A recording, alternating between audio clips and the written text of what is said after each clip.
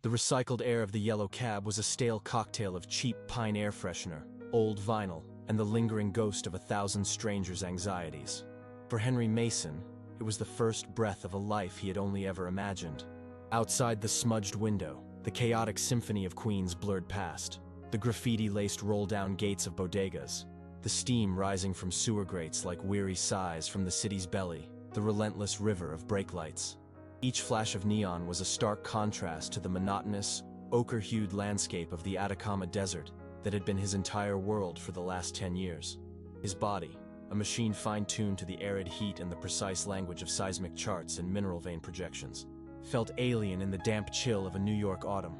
His clothes, a simple pair of durable jeans and a worn flannel shirt, carried the faint, almost imperceptible scent of red dust, a final remnant of the sacrifice that had purchased his new reality. He clutched the straps of his battered canvas backpack, the one that had been his mobile office and sole companion through countless 14-hour shifts under a brutal Chilean sun. Inside, there was nothing of value: a dog-eared paperback, a half-eaten protein bar, a collection of geological survey maps. The real treasure, the $85 million that was the culmination of his life's work, existed only as numbers in a secure server, a silent, invisible titan held within a Delaware-based shell company he had meticulously constructed. He was the architect of his own fortune, a ghost who had built an empire from a distance, and now he was finally coming home to claim it. His heart hammered against his ribs, a frantic, unsteady rhythm of exhaustion and pure, unadulterated euphoria. He was just minutes away from the ultimate surprise, the moment he would walk through the door of their dream house and finally see Eleanor's face, not on a flickering tablet screen, but in the flesh. The thought of it, of her, was the only fuel that had kept him going, a beacon in the lonely darkness of the desert. He had pictured this moment a million times, but he knew the reality of seeing his wife standing in the home he built for them would eclipse any fantasy he could conjure. The cab lurched to a stop, its tired engine groaning as it idled in front of a monument of old-world wealth. The Upper East Side townhouse stood silent and majestic, a 5-story behemoth of pre-war limestone that seemed to absorb the ambient light of the city, glowing with an inner luminescence of pure privilege. It was more than a building. It was a statement. Each carved detail around the grand windows, the gleaming black paint on the heavy oak door, the perfectly polished brass of the house numbers. Henry had approved every single one from thousands of miles away, poring over architectural drafts and swatches on a laptop in his Spartan living quarters. He had wired millions, sums of money that still felt abstract to him, a man raised on a Queen's philosophy of turning off lights to save a few cents on the electric bill. He paid the cab driver with a crumpled 100, telling him to keep the change, an act of casual largesse that still felt like he was playing a role. As the taxi's red lights disappeared down the quiet, tree-lined street, he was left alone on the pristine sidewalk. The silence here was different from the desert's. It wasn't empty. It was heavy, padded with the sheer density of money. He looked down at his own scuffed work boots on the slate pavers, feeling a profound sense of dislocation, as if the man who earned this life and the man standing here were two different people. This was the stage Eleanor had always wanted, the grand theater for her philanthropic ambitions and social maneuvering. He had built it for her, piece by painstaking piece, transfer by silent transfer. He had sacrificed a decade of his life, of their life together, to give her this kingdom. Now, all he had to do was walk through the door and start living in it. A wave of giddy anticipation washed over him, so potent it almost buckled his knees. This was the payoff. This was the beginning. If you enjoy stories of karma, hidden secrets, and the quiet power of the underestimated, subscribe now to witness how the truth always finds a way to surface. He shifted the weight of the backpack on his shoulders, the coarse canvas straps digging into the tense muscles of his neck. The original plan, the one he'd rehearsed in his mind during the long, lonely flight, was to ring the bell. He'd imagined Eleanor's initial confusion, the flicker of annoyance at a late-night caller, followed by the slow, dawning wave of recognition and joyous disbelief. He wanted to see that moment, to capture it, and store it away as a memory to sustain him. But now, standing in the cool night air, another idea took root. A quieter, more intimate one. He didn't want to be a guest arriving at the door. He wanted to belong here. He reached into his pocket, his fingers brushing past the smooth, cold surface of his phone before finding what he was looking for. The key. It was a heavy, ornate piece of brass, its design chosen by Eleanor from a catalog of bespoke hardware. He had never held it before. It had been sent to the site manager's office in Chile months ago, a symbolic token of a home he had yet to inhabit. He pulled it out, its weight feeling substantial and foreign in his calloused palm. He would let himself in.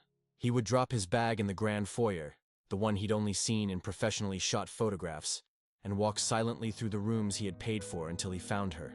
Maybe she'd be in the library, reading under the soft glow of the green glass lamp he knew she loved. Or perhaps in the master bedroom, the city lights painting patterns on the silk sheets. The thought of surprising her, of wrapping his arms around her from behind and feeling her shock melt into warmth, was intoxicating. It felt more real, more fitting for a husband returning home than a formal announcement at the front door. He approached the imposing entrance, the silence of the street amplifying the sound of his own breathing. He inserted the key into the lock, the metal sliding into the mechanism with a satisfying, well-oiled click. He was home. But as he turned the key, a sound from within the house reached him, faint but unmistakable, and it made him freeze with his hand still on the doorknob. It wasn't a single sound, but a collage of them, a tapestry of domesticity that was both warmly inviting and deeply unsettling. There was music, a soft, jazzy melody from a piano that trickled through the heavy oak of the door, and over it, the unmistakable cadence of laughter. It was Eleanor's laugh, a sound he knew better than his own heartbeat. He'd heard it over crackling satellite calls, a treasured, pixelated echo from another universe. But this was different. It was full, uninhibited, and woven together with other voices. A low, masculine murmur and the high-pitched, gleeful shriek of a child. A party? His brow furrowed in confusion. Eleanor hadn't mentioned a party. He checked his watch, the glowing dial showing it was nearly 10 o'clock on a Tuesday night. It seemed an odd time for a social gathering, even for her. A pang of disappointment, sharp and unwelcome, pricked at his euphoria. He had wanted this moment to be theirs alone, a sacred reunion after a decade of separation.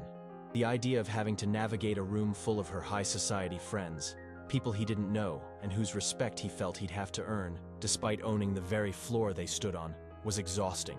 He felt a sudden, acute awareness of his travel-worn appearance, the stubble on his jaw, the fatigue etched into the lines around his eyes. He wasn't ready to be presented. He was just a husband who wanted to see his wife. He retracted his hand from the doorknob, the key now feeling cold and useless. He wouldn't go in. Not yet. He needed to understand what he was walking into. To the left of the grand entrance was the parlor, its floor-to-ceiling windows offering a panoramic view of the opulent interior. The heavy damask curtains were, uncharacteristically, drawn partway open, allowing a wide shaft of warm, golden light to spill out onto the manicured shrubbery. He found himself moving toward it, his steps silent on the stone walkway, an intruder at his own front door, drawn by a primal need to see what was happening inside the life he had so painstakingly funded from afar. He crouched low, his back pressing against the cold, rough texture of the limestone wall. The scent of damp earth and boxwood filled his nostrils, a strangely grounding sensation in a moment that felt increasingly unreal. He peered through the gap in the curtains, his eyes taking a moment to adjust to the brilliant interior. The parlor was exactly as he had seen it in the final design renderings, but infinitely more real, more alive. A fire blazed in the marble fireplace, its flames dancing and casting flickering shadows on the high coffered ceilings. The furniture, plush, cream-colored sofas and antique mahogany tables, was arranged with an effortless elegance that was Eleanor's signature. The air inside seemed to shimmer with wealth and comfort. But it wasn't the decor that held his attention. It was the figures moving within the golden light, a perfect domestic tableau. He saw Eleanor first. She was breathtaking, wearing a simple but obviously expensive cashmere sweater dress, her blonde hair pulled back in a loose, elegant knot. She was radiant, more beautiful than any photograph had ever captured. And beside her, a man. He was tall, with the easy, confident posture of someone who had never known a day of hardship. He wore a tailored blazer and held a glass of what looked like whiskey, swirling the amber liquid as he spoke. He wasn't anyone Henry recognized from the photos of Eleanor's charity events. This man's presence was different. He stood too close to Eleanor, in that intimate space reserved for lovers, his body angled towards hers in a way that was both protective and proprietary. And then Henry saw the boy. He couldn't have been more than 7 or 8. with a head of messy brown hair and a bright, energetic smile. He was sitting on the floor, pushing a small toy car across the intricate patterns of the Persian rug. Henry's mind scrambled, trying to assemble the pieces. A friend of Eleanor's? A business associate of some kind, visiting with his son? It had to be. There was no other logical explanation. But as he watched, the man reached out and casually rested his hand on the small of Eleanor's back, a gesture of thoughtless intimacy that sent a jolt of ice through Henry's veins. The scene played out in agonizing slow motion, a silent film projected onto the screen of his disbelief. He watched as Eleanor leaned into the man's touch, her body language fluid and natural, a perfect, unrehearsed dance of familiarity. She smiled up at him, a private, loving smile that Henry hadn't seen directed at him in years, not even through the filtered lens of a video call. His own smile, the one he had been holding for the entire taxi ride, faltered and died on his lips. The air in his lungs felt thick and heavy, each breath a conscious effort. He pressed his face closer to the cold glass, the window pane fogging slightly with his warmth. He needed to hear, to understand. The sound was muffled, but the tone was clear. It was the easy, gentle rhythm of a family at the end of a long day. Then, Eleanor moved towards the ornate sideboard against the far wall. On it sat a large, professionally decorated birthday cake, ablaze with a small forest of candles. She said something to the boy, who scrambled to his feet with a whoop of excitement. The man, Preston, as Henry would later learn his name was, moved to stand behind the boy, placing his hands on his small shoulders. Together, the three of them, this strange, impossible family, stood before the cake. The man's lips started to move, and a moment later, the faint, distorted strains of a familiar melody reached Henry's ears. They were singing Happy Birthday. Henry's mind was a maelstrom of confusion and denial. Whose birthday was it? The boy's, he presumed. But why were they celebrating it here, in his house, with his wife? 100 rationalizations fought for dominance. Perhaps this was the son of a major donor for one of Eleanor's charities, and she was hosting a small private celebration as a favor. It was a flimsy explanation, but it was the only thing standing between him and a chasm of unthinkable horror.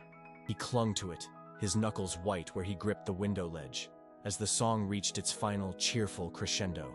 As the last note of the song faded, the boy took a deep, theatrical breath and blew out the candles in a single puff, showering the cake in a fine spray of wax and spit. Eleanor and the man clapped, their laughter echoing in the grand room. The boy beamed, a wide, gap-toothed grin of pure, unadulterated childhood joy.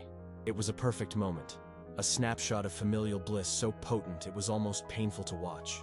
Eleanor leaned over and kissed the top of the boy's head, ruffling his hair. Then, she turned. Her gaze met the man's, and the look that passed between them was one of such profound, shared affection that it felt like a physical violation to witness. It was not the look of a hostess with a guest, or a philanthropist with a donor. It was the look of a wife, a partner, a lover. The man, Preston, leaned in, and Eleanor met him halfway. Their lips met in a kiss that was not passionate or desperate, but something far more devastating. It was gentle, tender, and deeply familiar. It was a kiss of shared history, of inside jokes and quiet mornings. It was the kiss of a long-established couple, comfortable and secure in their love. Henry felt a sharp, searing pain in his chest, as if a branding iron had been pressed against his heart. The world narrowed to that single, unbearable image. The blood roared in his ears, a deafening tide that drowned out the sounds of the city, the music from the parlor, everything. Denial was no longer an option. The flimsy structures of rationalization he had built in his mind collapsed into dust, leaving him exposed to the raw, brutal truth. His wife, the woman for whom he had toiled in self-imposed exile, the woman who was the entire reason for the limestone fortress at his back and the millions in his accounts, was in love with another man. But the final, soul-destroying blow had not yet landed. It came a moment later, in the form of two small, innocent words. After the kiss, the boy, still high on sugar and excitement, threw his arms around Preston's legs, hugging him tightly. He looked up, his face alight with adoration, and his voice, clear and piping, cut through the muffled ambiance and pierced Henry's heart like a shard of glass. "Thanks, Daddy." The word echoed in the sudden ringing silence of Henry's mind. Daddy. It wasn't a mistake. It wasn't a term of endearment for a family friend. It was a title, a statement of fact, delivered with the simple, unwavering certainty of a child. The man, Preston, smiled, and reached down to tousle the boy's hair, a gesture of paternal affection that was both natural and practiced. The scene snapped into a horrifying, crystal-clear focus. This wasn't a party for a donor's son. This wasn't an affair. An affair was something sordid, something hidden away in hotel rooms and secret phone calls. This was a life, a whole, complete, and established life that Eleanor had built in his absence. A family. She had a secret family, living in his house, funded by his money, sleeping in his bed. The past decade of his life replayed in his mind in a sickening, high-speed montage. The grueling hours, the missed holidays, the lonely nights in a sterile corporate apartment, the constant, gnawing ache of separation. Every sacrifice, every ounce of sweat and blood he had poured into the earth had been for this. To fund her betrayal, to build a gilded cage for his own replacement. The euphoria he had felt just minutes before curdled into a black, toxic sludge in the pit of his stomach. The dream he had been chasing for 10 years had become a nightmare in the span of a single, devastating minute. The love he thought was his foundation had been nothing but a meticulously crafted illusion. He felt a tremor start in his hands, a violent, uncontrollable shaking that radiated up his arms and into his very core. He stumbled back from the window, away from the warm, golden light of their perfect little family, and collapsed into the shadows of the manicured hedges, the cold, damp earth soaking through the knees of his jeans. He didn't know how long he sat there, hidden in the darkness, the cold of the stones seeping into his bones. Time seemed to have fractured, the seconds stretching into agonizing, elastic moments. The sounds from the house, the laughter, the music, continued, a cruel, indifferent soundtrack to the complete implosion of his world. Each note felt like a personal taunt. He felt nothing and everything all at once. There was a vast, hollow emptiness where his heart used to be, a void so profound it threatened to swallow him whole. And yet, beneath that numbness, a new feeling was beginning to smolder. It started as a faint ember in the ashes of his shock, a spark of pure, unadulterated rage. It was a cold rage, not the hot, explosive kind, but a deep, glacial fury that began to crystallize his thoughts, giving them a terrifying clarity. The betrayal was absolute. It wasn't just infidelity. It was a long con, a decade-long heist where the prize wasn't just his money, but his life, his future, his very identity. He had been reduced to a funding mechanism, an absent, faceless benefactor for another man's family. The name on the wire transfers, the signature on the deed. He was a ghost in his own life, and they had become comfortable with his haunting, so comfortable they had moved in and redecorated. He looked at the grand townhouse, no longer a symbol of his love and sacrifice, but a monument to his own stupidity. It was a 5-story mausoleum for his marriage. He had been a fool, a blind, trusting fool, and they had played him perfectly. The rage burned away the shock, cauterized the wound of his heartbreak, and left something hard and sharp in its place. It was a purpose. They had made a fatal miscalculation. They had mistaken his absence for apathy, his quiet dignity for weakness. They had assumed the man who could patiently extract rare earth minerals from a mountain, a man who understood pressure points and structural integrity, would simply crumble. They were wrong. He would not break. He would deconstruct. He would take back everything he had built, stone by stone, dollar by dollar, until their entire world was reduced to rubble at his feet. The architect of their comfort was about to become the architect of their ruin. Slowly, deliberately, he rose to his feet. His movements were stiff, his joints protesting the cold, but his mind was a machine of cold, clear logic. The plan for a romantic surprise was dead, replaced by a new, far more intricate blueprint for justice. He turned his back on the townhouse, on the warm, lying glow in its windows, and walked away. He didn't look back. Each step on the quiet, moneyed street was a conscious act of severing himself from the man he had been just an hour ago. That man, the hopeful, loving husband, was a casualty, another body buried in the foundation of that house. The man who walked away was someone new, someone forged in the crucible of absolute betrayal. He walked for blocks, the city lights a meaningless smear in his peripheral vision, his mind already working, calculating, assessing. He was a geotechnical engineer. He understood stress, fracture points, and the devastating power of a controlled demolition. Eleanor and her lover, Preston, had built their life on a foundation they believed was solid rock. His money, his generosity, his absence. They had no idea they were living on a fault line, and he was the one who knew exactly where to apply the pressure. He pulled his phone from his pocket, his fingers moving with a steady, newfound purpose. He didn't scroll to Eleanor's contact. He scrolled past it, his thumb hovering for a moment over the name of his lawyer, a sharp, no-nonsense attorney in Delaware, who had helped him structure the trust and the shell company. It was after 10 o'clock, but he knew the man would answer. The sums of money involved guaranteed that kind of access. He pressed the call button, the phone's screen illuminating his face in the darkness, revealing a mask of cold, determined calm. The fight for his future was over. The war for his assets, his dignity, and his name was just beginning. The phone rang twice before a crisp, professional voice answered, sharp and alert even at this late hour. "Mason, I wasn't expecting your call for another 6 months. Is everything all right?" Henry walked as he spoke, his voice low and steady, betraying none of the seismic shock that had just ripped through his life.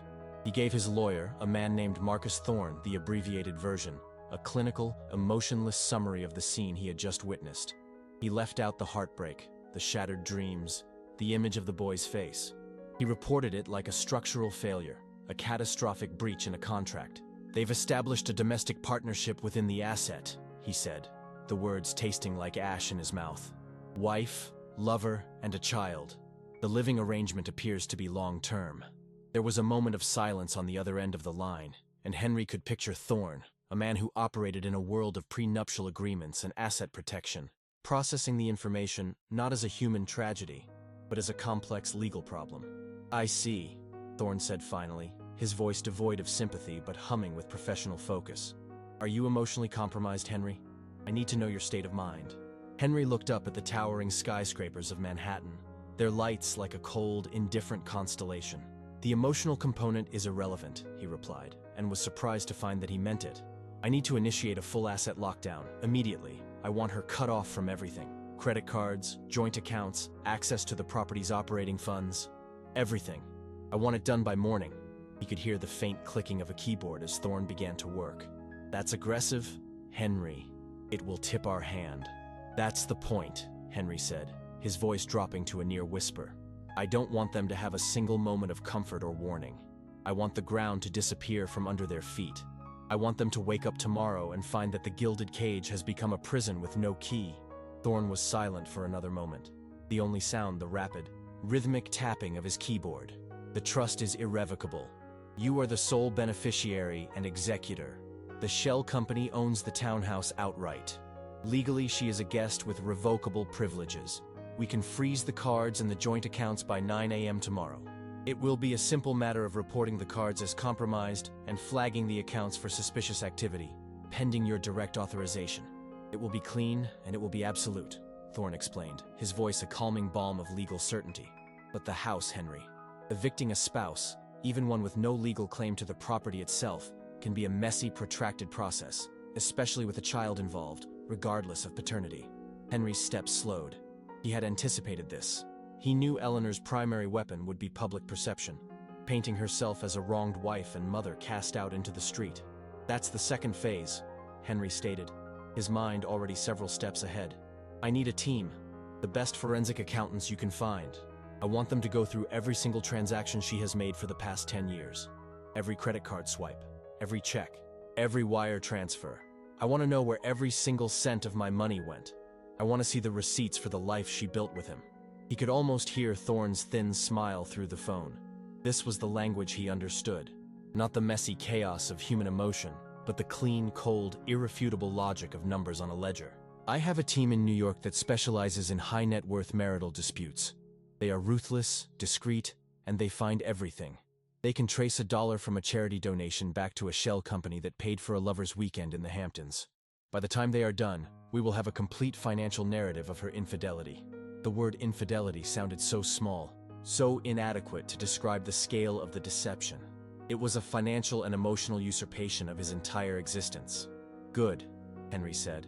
"I want that narrative. I want it detailed. I want it itemized. And I want it ready. Because we're not just going to evict her, Marcus. We are going to dismantle her." Over the next few days, Henry became a ghost of a different kind. He checked into an anonymous, sterile hotel in Midtown, a place of transient businessmen and tourists, where no one knew his name or his story. The room was a beige box, a perfect, featureless backdrop for the methodical deconstruction of his life and the planning of his revenge. He didn't sleep. He barely ate. He existed on black coffee and a cold, burning sense of purpose. His phone and laptop became his command center. Encrypted emails and secure documents flew back and forth between him and Thorne's team.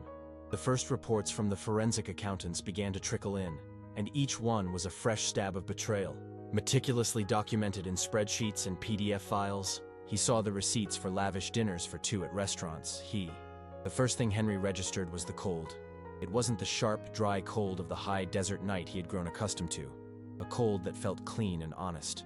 This was a manufactured chill, a precise, climate-controlled stillness that emanated from the silent vents of the master suite.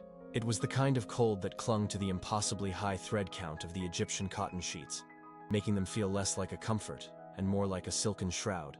He lay perfectly still on his side of the king-sized bed, a vast empty expanse separating him from Eleanor's sleeping form. He hadn't slept. For hours, he had simply stared into the pre-dawn gloom of the cavernous room, listening to the alien silence of a house that was supposed to be his home. On the polished Calicut gold marble of the nightstand beside him, his old field watch, a rugged timepiece with a scratched crystal and a worn leather strap, looked comically out of place, a piece of blue-collar grit abandoned in a sterile art gallery. Its ticking, once a comforting rhythm in the lonely quiet of his Chilean quarters, was imperceptible here, swallowed by the sheer, opulent volume of the space. He had worn that watch every single day for 10 years, a constant reminder of the time he was putting in, the seconds and minutes and hours accumulating into the fortune that had paid for this very room. He had imagined taking it off for the last time here, with Eleanor, a symbolic end to their separation. Now, it just felt like evidence of a crime he hadn't known he was a victim of. He heard a faint sigh from the other side of the bed, the sound of silk rustling against silk as Eleanor began to stir. Her voice, when it came, was thick with sleep, but already laced with the crisp, commanding tone of a woman accustomed to shaping her environment to her will. "Henry, is that your watch? The ticking is distracting." He hadn't even realized it was audible.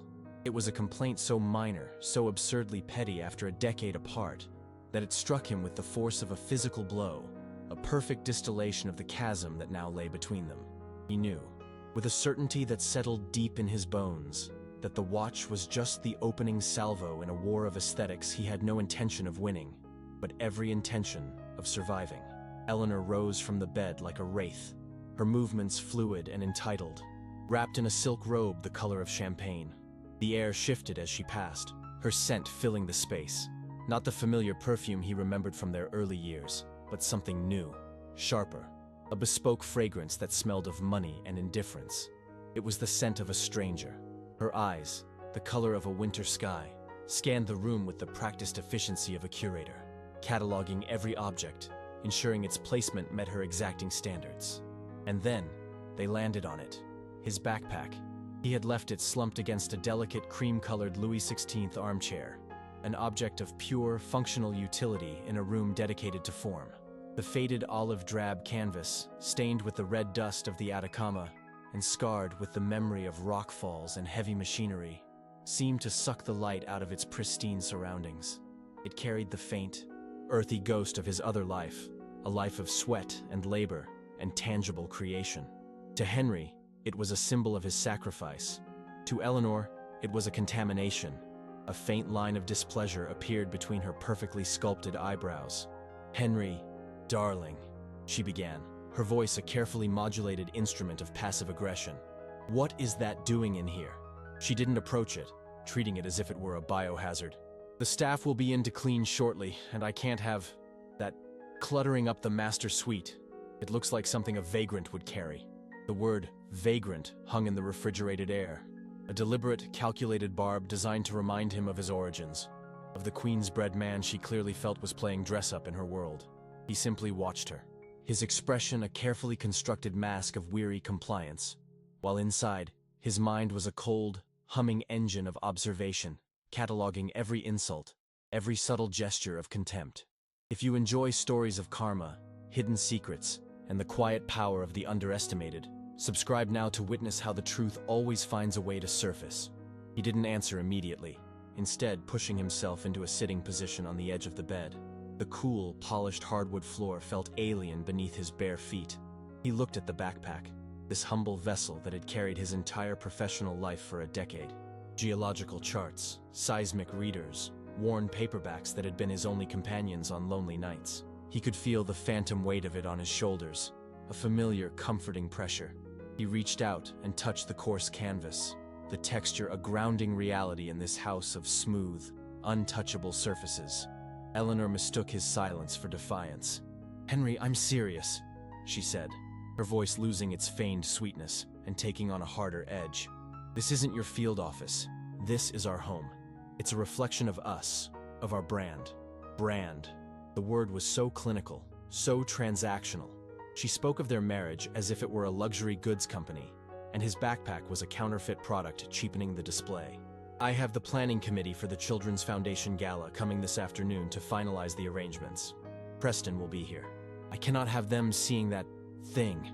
The optics are simply dreadful." There it was again, the obsession with perception over reality. It wasn't about the backpack itself. It was about the story it told. A story of work and grit and a life lived outside the rarefied air of the Upper East Side. It was a story she was desperate to erase. He finally looked up at her, his gaze steady. "I'll move it," he said, his voice a low, neutral rumble. The submissiveness in his tone seemed to placate her. She gave a tight, satisfied nod. But as he stood and walked toward the bag, every cell in his body was screaming. He wasn't just moving a piece of luggage. He was being asked to hide the very evidence of the labor that had paid for the ground she stood on, and he was agreeing to do it, playing the part of the compliant, uncultured husband she believed him to be. She had no idea that his compliance was a strategy, a way to remain behind enemy lines, gathering intelligence before the siege began. They moved to the kitchen in a tense silence, a vast, gleaming expanse that felt more like a surgical theater than a place for a family to gather. Every surface was either brushed nickel, white marble, or polished obsidian.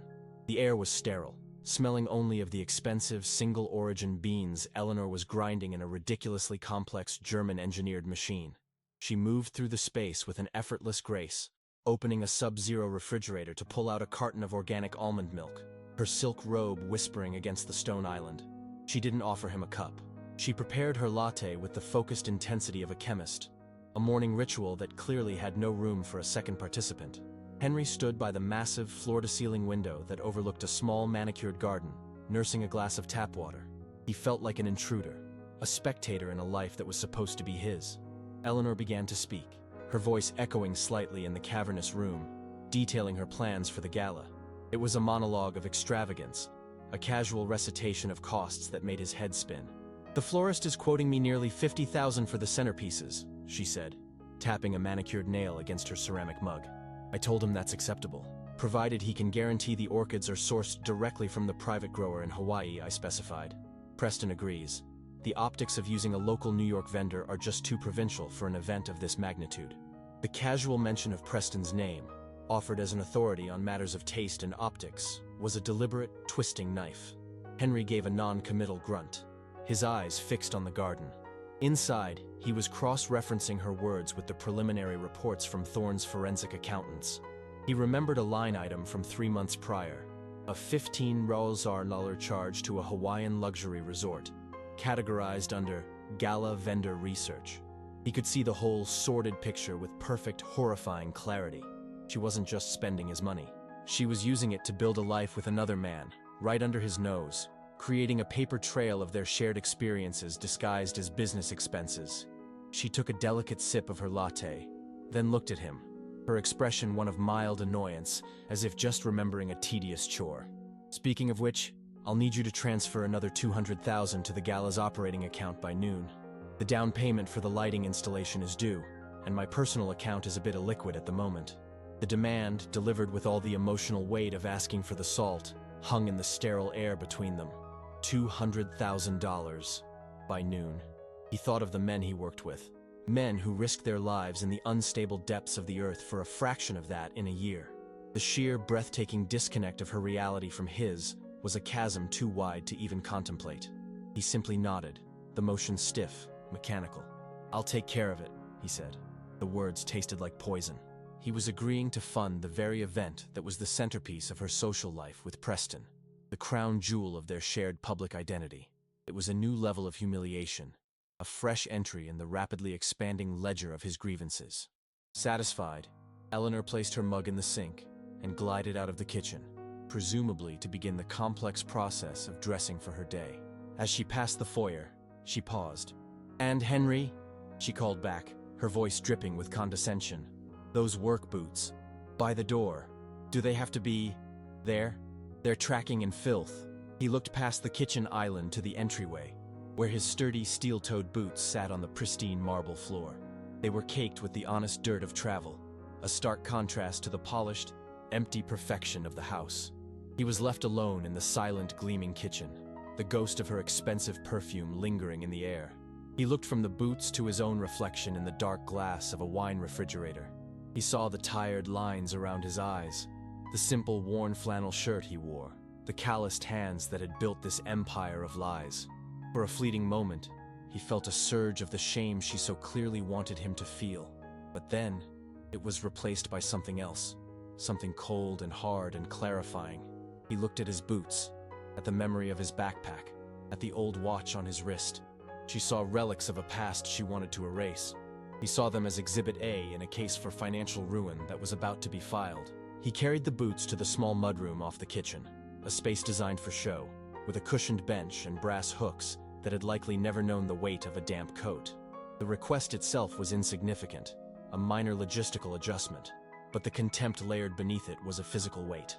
He set the boots down on the slate floor, the sound echoing the finality of a gavel. Instead of leaving them, he felt a sudden, defiant need to care for them, to reclaim this small piece of his identity she found so distasteful. He found a shoe-shining kit in a utility closet, its contents old and dry. He worked the polish into the scuffed leather, the familiar, acrid smell of the wax, a strangely comforting anchor in this alien environment. The rhythmic whisk of the horsehair brush was a meditation, a physical action to quiet the storm in his mind. It was in this state of focused, mechanical motion that her voice drifted in from her study down the hall, the heavy oak door left slightly ajar. She was on the phone. Her tone was completely different from the one she used with him. It was warm, intimate, infused with a genuine, easy affection that made his stomach clench. "No, darling, he's just puttering around," she said, a dismissive laugh coloring the words. "He's like a stray dog someone let in, looking for a place to lie down. Honestly, I think he's in shock from all the civilization." A pause. Henry's hand stilled, the brush hovering over the boot. "Yes, of course, tonight. I'll wear the blue dress.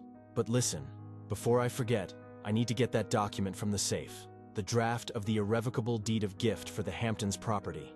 I want to have it ready for my lawyer to review before we make the next move. It's our anniversary next month, and I think that's the perfect time to finalize the transfer." It feels poetic. The words hit him with the force of a physical impact. An irrevocable deed of gift. For Preston, using their anniversary as a deadline. It wasn't just an affair, it was a long-term financial strategy.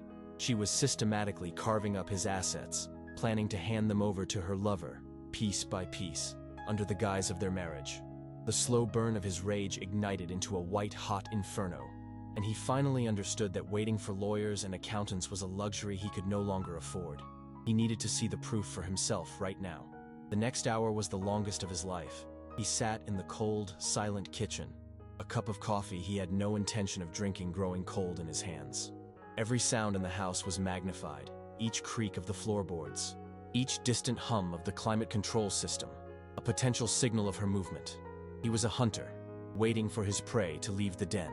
He tracked her progress through the house by sound alone, the click of her heels on the marble upstairs, the whisper of the walk-in closet door sliding open, the faint floral cloud of her perfume as she descended the grand staircase. He kept his eyes fixed on the black, lifeless screen of his phone, feigning a deep absorption in something meaningless. He needed to appear exactly as she saw him, docile, slightly lost, and completely oblivious. She swept through the foyer, a vision in a tailored navy blue dress, her car keys jingling in her hand like a tiny, triumphant bell. "I'm off to a lunch meeting with the caterers for the gala," she announced to the air, not bothering to make eye contact. "I'll be back around 3. Try not to make a mess." The heavy front door opened and then closed with a solid, definitive thud. The sound of her Tesla whispering away from the curb was followed by an immense, suffocating silence. The house was empty. It was his. He didn't move for a full minute, his heart hammering against his ribs, a wild bird trapped in a cage. He was listening, straining to hear any sign that she had forgotten something, that she might walk back through that door at any second. But there was nothing. Only the low, sonorous tick-tock of the grandfather clock in the hall, counting down the seconds of his opportunity. Slowly, he pushed his chair back, the legs scraping harshly against the stone floor. He stood, his palms slick with sweat, his entire body thrumming with a potent cocktail of terror and resolve.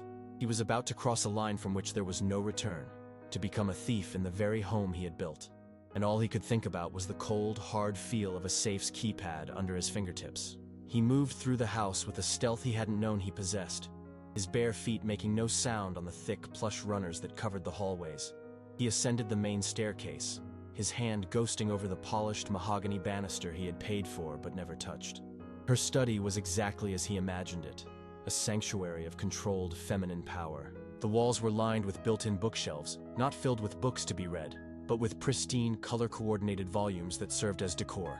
A massive antique desk dominated the center of the room, its surface clear save for a sleek silver laptop and a single perfect white orchid in a crystal vase. The air was thick with her perfume, an invisible, territorial marking that made the hairs on his arms stand on end. He felt like a foreign agent behind enemy lines, every nerve ending screaming that he didn't belong here, that he was about to be discovered.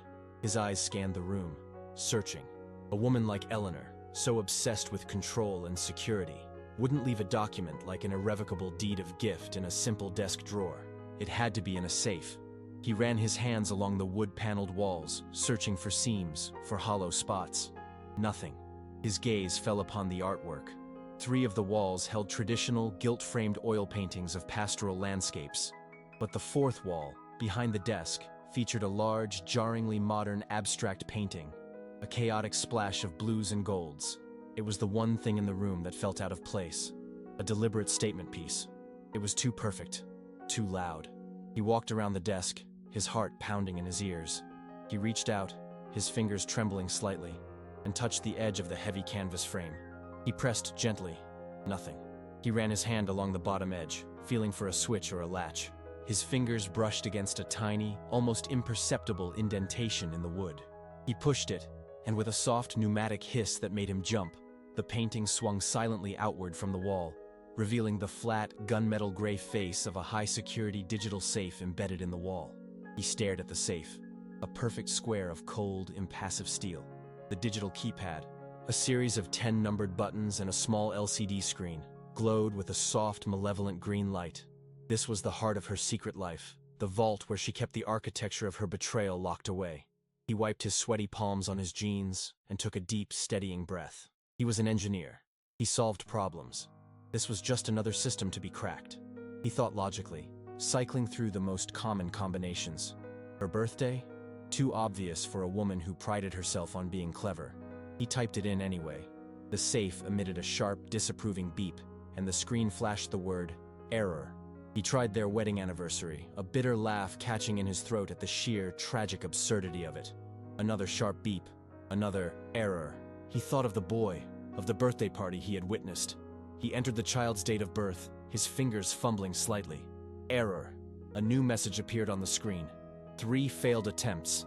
System lockout initiated. 60 seconds. Panic, cold and sharp, seized him. One more wrong guess, and the safe could be locked for hours or even days. He had to think like her. What was the most important date in Eleanor's life? What event defined her, in her own mind? It wasn't her marriage. It wasn't even the birth of her secret son. It was her public image, her brand. His mind raced, sifting through the years of her polite, condescending emails, the links to articles about her charity work. And then he remembered one in particular, a feature in a glossy society magazine, a full-page photo of her on the steps of the Met. The headline had called her the new face of New York philanthropy. He remembered the date of the issue because she had mentioned it a dozen times. It was the day she truly believed she had arrived. With shaking hands, his time almost up, he punched in the 6 digits corresponding to that publication date. A desperate, cynical long shot born of pure psychological analysis. The 60-second lockout timer on the small LCD screen had dwindled to 3 seconds. Henry held his breath, the silence in the room so complete he could hear the frantic rush of blood in his own ears. He had entered the date of her magazine feature, the day she was anointed by the high society she so desperately craved to conquer. It was a monument to her vanity, the ultimate expression of her self-worth, and he was betting everything that it was the key to her entire world. As the timer hit 0, the safe didn't beep in disapproval. Instead, there was a low, satisfying thunk as a heavy internal bolt retracted. The green light on the keypad blinked once and turned solid. The safe was open. A wave of relief so profound it left him dizzy washed over him. He reached for the small, recessed handle and pulled.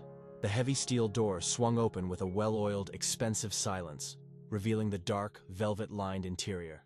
Inside, it was exactly what he expected, and yet so much more. There were several velvet trays of jewelry, diamonds and sapphires that glittered coldly in the dim light, each piece a receipt for his sacrifice. There were stacks of cash, crisp $100 bills bound in bank wrappers, but he ignored all of it.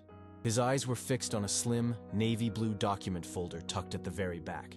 His fingers, now steady, reached past the cold gems and hard cash and closed around the folder. He pulled it out, his breath catching in his chest. He opened it on the desk, his hands moving with a strange, dreamlike slowness. The top document was exactly what he had expected, a formal legal draft titled Irrevocable Deed of Gift. It detailed the transfer of ownership for a multi-million-dollar property in the Hamptons, another asset he had purchased for their future, from the Delaware Shell Company to one Mr. Preston Hayes. But it was the document underneath it, a single handwritten page from a ledger, that made the blood drain from his face, revealing a plan so cold and calculating that it stole the very air from his lungs. The page beneath the deed was not a legal document. It was a single sheet of thick, cream-colored stationery, the kind Eleanor used for her most important correspondence, embossed with her EV monogram at the top. It was a handwritten ledger, but its columns were not debits and credits. They were dates and milestones of a meticulously planned heist against his life. The ink, a dark, decisive blue from a fountain pen, was Eleanor's familiar, elegant script, but the words it formed were monstrous. The first entry was dated nearly 8 years ago. P confirmed paternity. Phase 1 complete. Beside it, in a colder, more clinical annotation, initiate increased lifestyle withdrawals for child-related expenses. Henry's blood ran cold. He traced the timeline with a trembling finger, each entry a nail being hammered into the coffin of the life he thought he had. Mine yield report. Q2 bonus projection exceeds $12 million. Feasibility study for Hampton's property purchase approved. Another entry, successful transfer of H's proxy vote for co-op board. P now has de facto control over building decisions. It was all there. A cold, strategic dismantling of his authority, his assets, and his identity, all while he was thousands of miles away, believing he was building their future. The notes were chilling in their practicality, discussing the optimal timing for asset transfers, the establishment of separate accounts under a holding company Preston controlled, and strategies for leveraging Henry's prolonged absence in any potential legal dispute. He was not her husband. He was H, a variable in an equation, a resource to be managed and eventually depleted. The love letters, E. The strained satellite calls where she swore she was counting the seconds until his return. All of it had been a performance, a carefully managed charade to keep the golden goose laying eggs. The heat of simple anger was gone, replaced by a profound Arctic chill that settled deep in his marrow. This wasn't a crime of passion, it was a long-form financial execution, and he had been willingly walking toward the gallows for a decade. He let the page fall from his numb fingers, his eyes falling back to the open document folder, realizing with a surge of dread that this single, horrifying page was only the summary.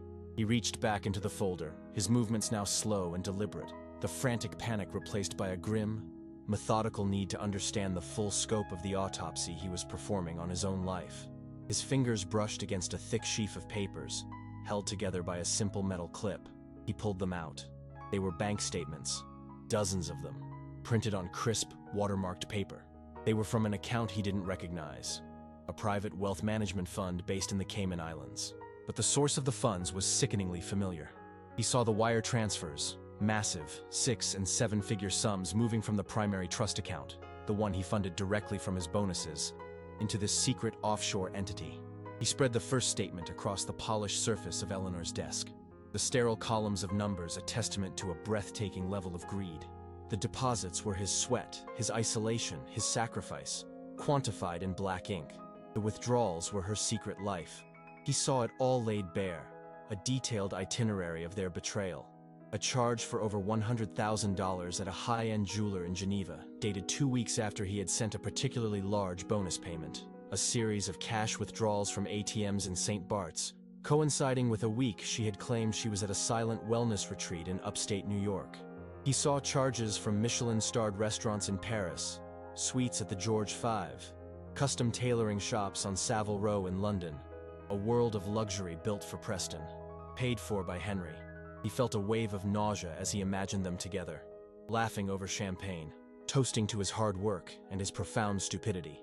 Every purchase was a mockery, a quiet, contemptuous laugh at his expense. The sheer scale of it was staggering, millions of dollars siphoned off, laundered through the veneer of her philanthropic work and personal expenses, and funneled into a life he had no part in.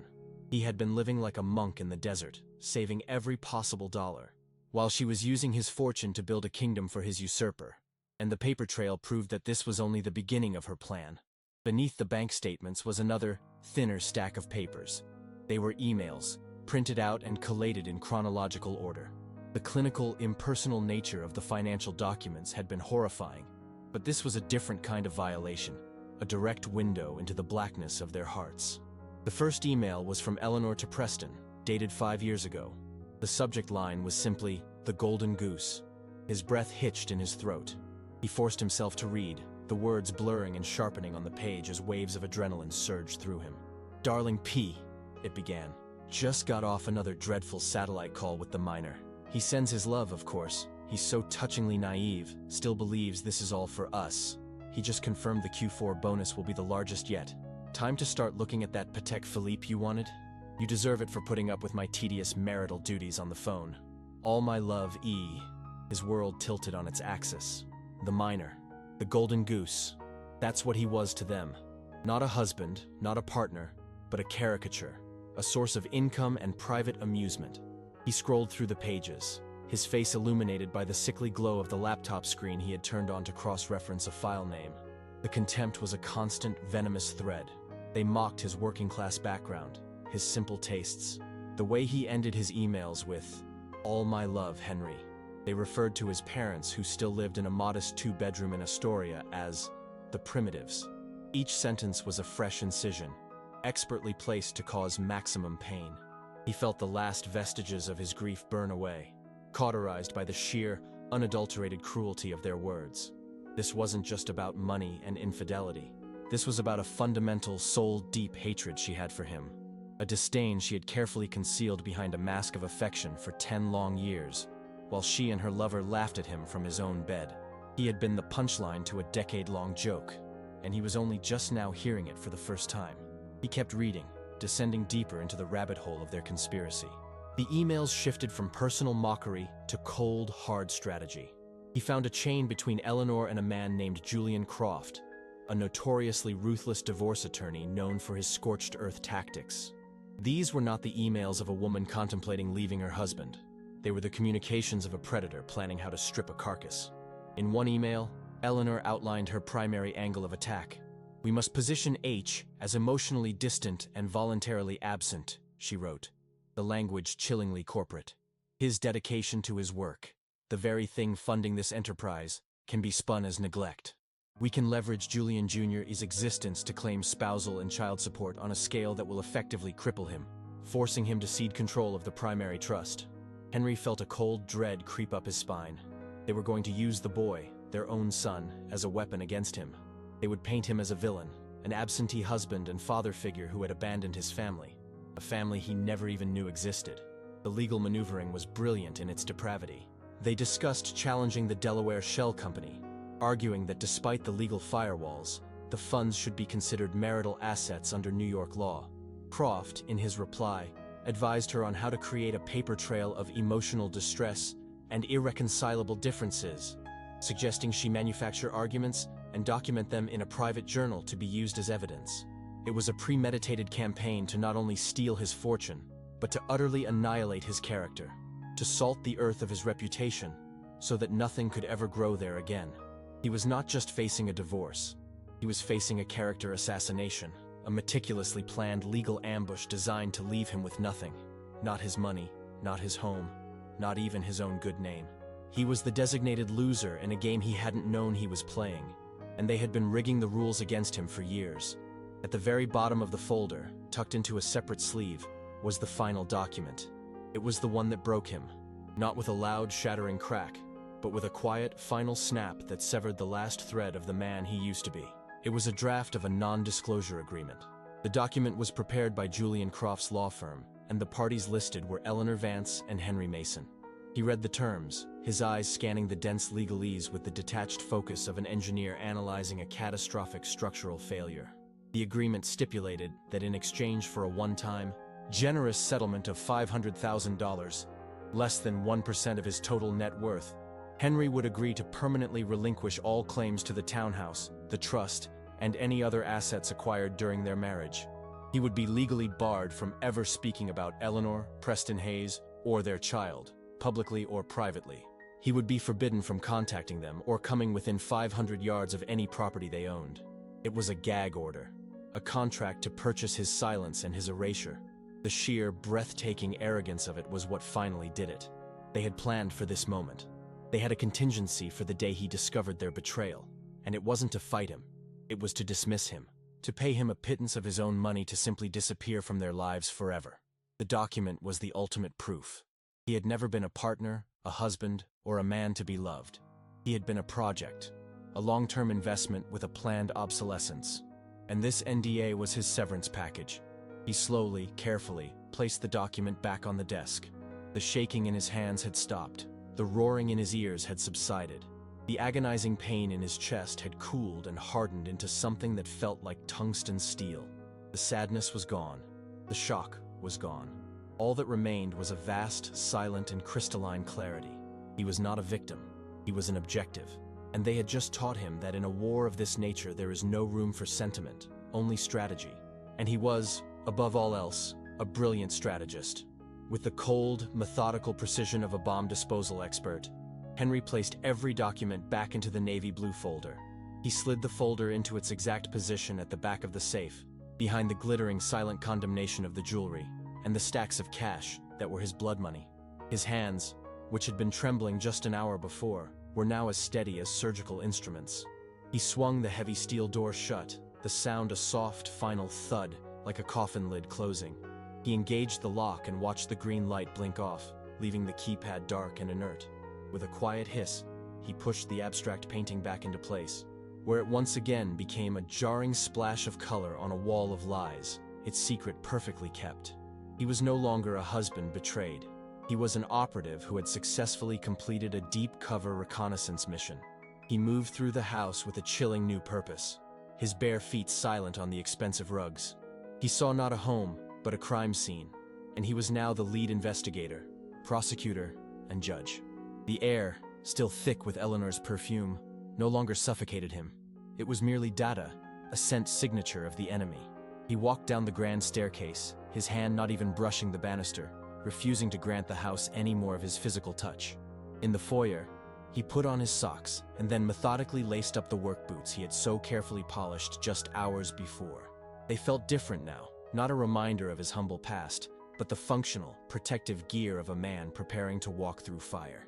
He picked up his old canvas backpack, the one she had called a vagrant's possession, and settled its familiar weight on his shoulders. It was his uniform, his identity, and he would wear it as a final act of defiance before shedding it forever. He walked to the front door, his hand closing around the cold brass knob, and for a fraction of a second he paused, listening to the sonorous ticking of the grandfather clock. It was no longer counting down the seconds of his opportunity, but the final, numbered hours of their reign. He opened the door, stepped out into the crisp morning air of the city that was just beginning to stir, and pulled the door shut behind him, the lock clicking into place with a sound of absolute finality. He did not look back at the limestone facade. He was already focused on the first move in a war they didn't even know had been declared. He walked for 20 blocks, a ghost moving through the awakening city, the backpack a comforting, solid presence against his spine. The rising sun cast long shadows that stretched like accusing fingers from the bases of the skyscrapers. He didn't hail a cab. He needed the walk. The rhythmic, percussive impact of his boots on the pavement a metronome for his thoughts. He was no longer processing emotion. He was running threat assessments and formulating strategy. The rage had cooled from a white-hot inferno into a block of cryogenic fuel, immensely powerful and perfectly controlled. He found what he was looking for in a narrow, unassuming building in the financial district. A structure of old granite squeezed between two gleaming towers of glass and steel. There was no grand sign, only a discreet brass plaque that read, Thorne and Associates. He took the elevator to the penthouse floor, the car rising with a silent, expensive hum. Marcus Thorne's office was a sanctuary of calculated power. One wall was a floor-to-ceiling window offering a godlike view of the city, the very city Eleanor thought she owned. The air smelled of old leather, single malt scotch, and the dry, papery scent of billion-dollar contracts. Thorne, a man who looked more like a hawk than a lawyer, with sharp features and eyes that missed nothing, was waiting for him. He gestured for Henry to sit, but Henry ignored the chair. He unslung his backpack, laid it on the vast, polished mahogany desk that separated them, and unzipped it. He didn't pull out geological maps. He pulled out his laptop. He turned it on, the screen glowing to life, and swiveled it to face the lawyer. On the screen was not an email, but a complex flowchart he had designed on the flight from Chile, a contingency plan for a catastrophic failure of the mining operation's primary investor. He had repurposed it in his head during his long walk. "This is a structural analysis," Henry began, his voice devoid of any emotion. "The asset is the $85 million trust. The primary operator, my wife, has gone rogue and established a parasitic partnership with an unauthorized third party. They have compromised the asset's integrity and are planning a hostile takeover. I am here to authorize a controlled demolition." Thorne leaned forward, his eyes, which had held a flicker of professional sympathy, now gleaming with the unmistakable light of a predator who recognizes a fellow hunter. This was not a client meeting. It was a war council, and the opening salvo was about to be fired. Thorne listened, his expression unreadable, as Henry laid out the facts with the clinical detachment of an engineer briefing a board of directors. He presented the timeline he had memorized from the handwritten ledger, the flow of money into the Cayman account, the strategic plan to use the child as a legal weapon, and the final insulting draft of the NDA. He didn't speak of heartbreak or betrayal. He spoke of breach of contract, fraudulent conveyance, and conspiracy to commit fraud. He used the language of the enemy. When he was finished, a deep silence settled over the office, broken only by the distant hum of the city below. Thorne leaned back in his leather chair, steepling his fingers. "This is the most meticulously planned marital asset appropriation I have ever seen," he said, the words a mark of professional respect for Eleanor's ruthlessness. "She and her lawyer, Croft, are formidable opponents. They've built a narrative. We need more than a counter-narrative. We need an irrefutable weapon." Henry nodded, having already anticipated this. "The financials are the key," Henry said. "She believes my focus is on the mine, on the earth. She has no idea that for 10 years, I've also been managing logistics, supply chains, and multi-million-dollar budgets with razor-thin margins. I live in spreadsheets. I need a team that can turn her entire life into one." Thorne's lips curved into a thin, sharp smile. "I have a team of forensic accountants who are, for lack of a better word, piranhas. They will find every receipt, every wire transfer, every hotel booking. They will create a document so detailed, so damning, that by the time we are done, we will be able to prove that every croissant Preston Hayes ate in Paris for the last 5 years was paid for with money you earned while drilling through rock in the Atacama." The image was so visceral, so precise in its cruelty, that it resonated with the cold fury in Henry's soul. "Good," Henry said, "but that's for the attack. First, we fortify the defenses. I need to move the core asset, now." Thorne picked up his phone, his thumb hovering over a speed dial contact. He understood immediately. They weren't just going to freeze her accounts. They were going to move the entire mountain before she even knew there was an earthquake. The private bank was an institution so old and discreet it didn't even have a name on the door, just a small, polished brass coat of arms. The interior was a hushed cathedral of wealth, all dark wood, thick carpets that swallowed sound, and the faint, pleasant scent of lemon oil and old money. Henry, still in his flannel shirt and work boots, was an immediate anomaly. But the call from Marcus Thorne had preceded him, and he was ushered into a private office with the quiet deference reserved for men who control small nations.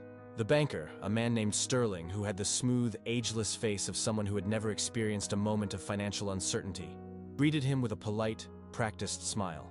"Mr. Mason, Mr. Thorne informed me you wished to restructure some of the trust's holdings," Sterling began, his tone suggesting a routine adjustment. Henry sat down opposite him at a small, antique table. "I'm not restructuring, Mr. Sterling.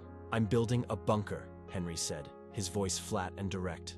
"I need to establish a new firewalled sub-account within the Delaware Trust. Sole signatory, me.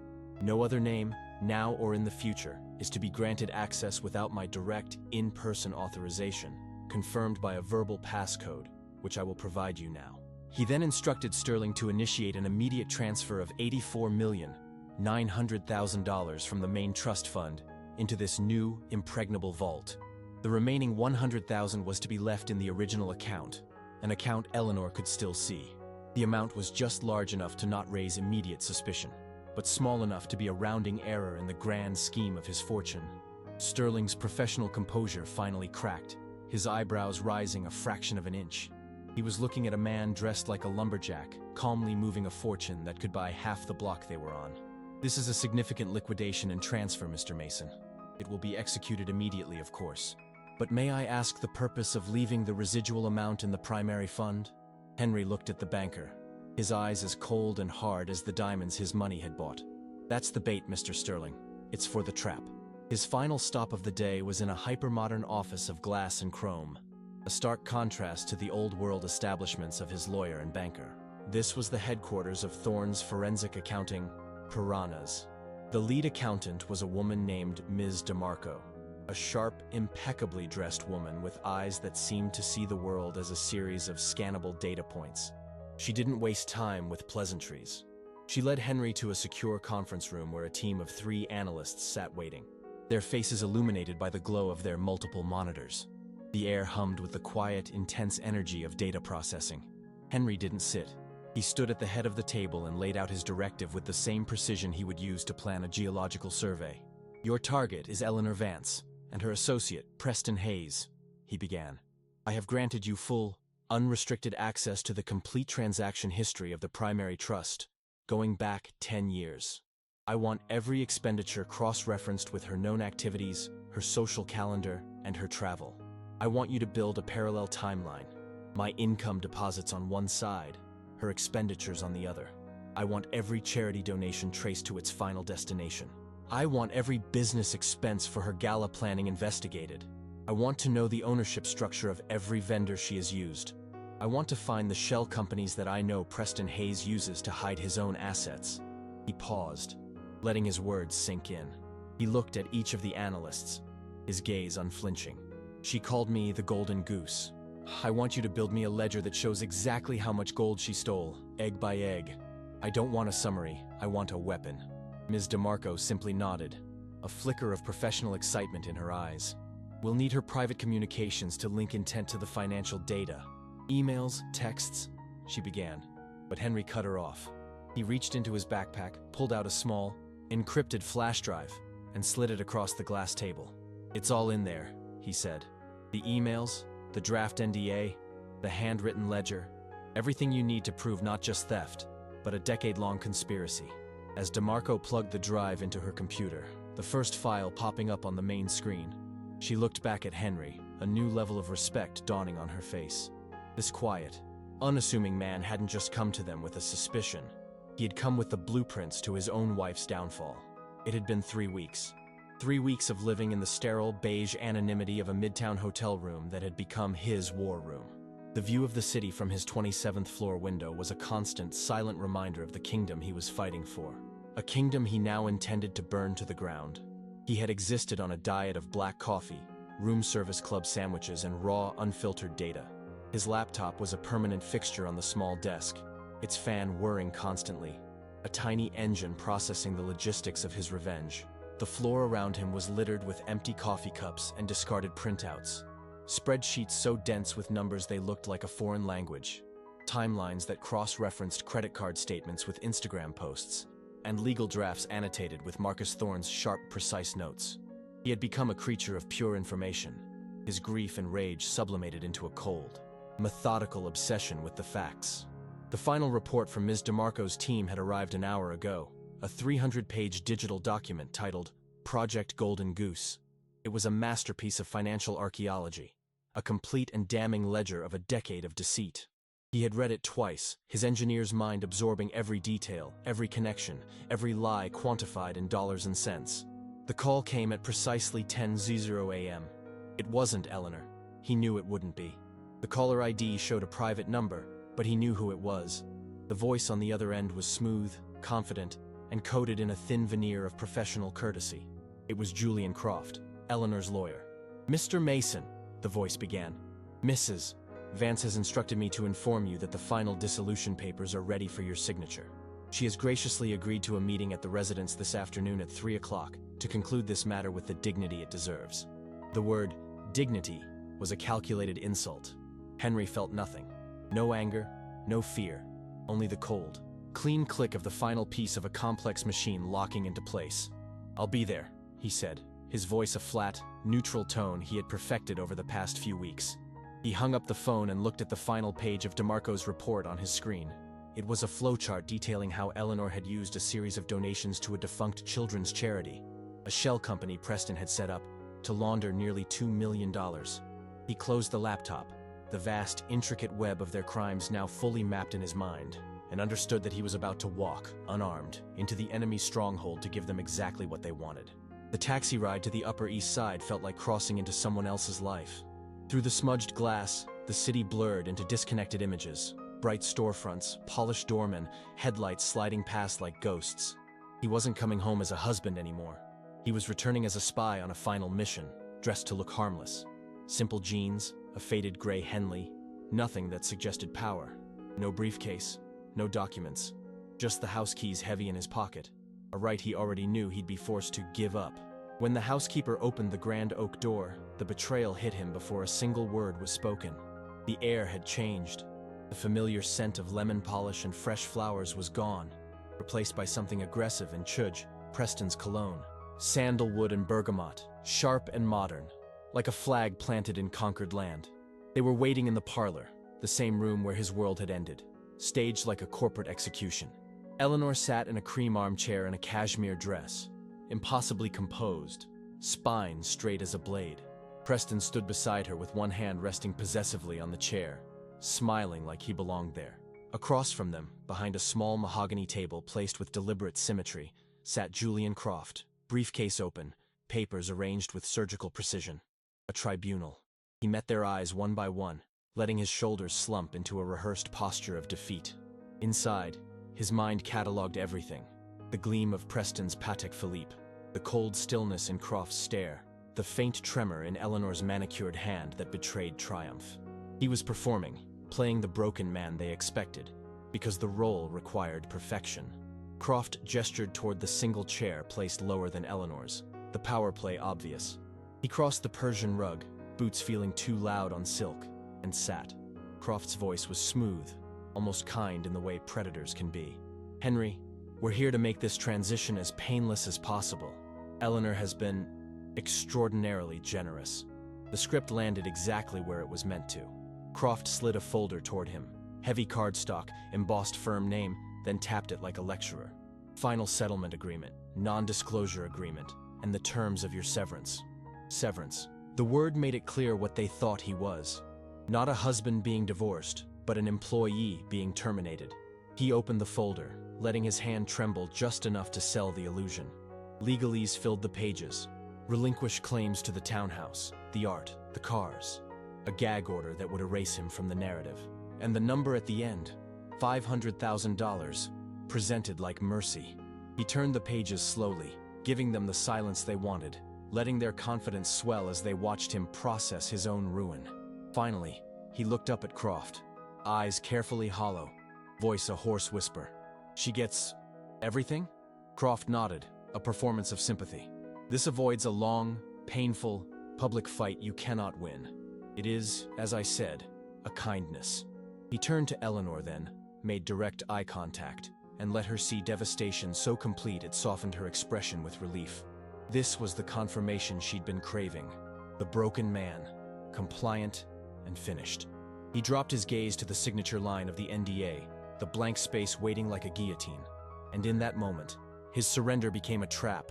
He drew a slow, shaky breath, lifted his eyes to the three of them, and asked the final question. Quiet, obedient, perfect. Do you have a pen?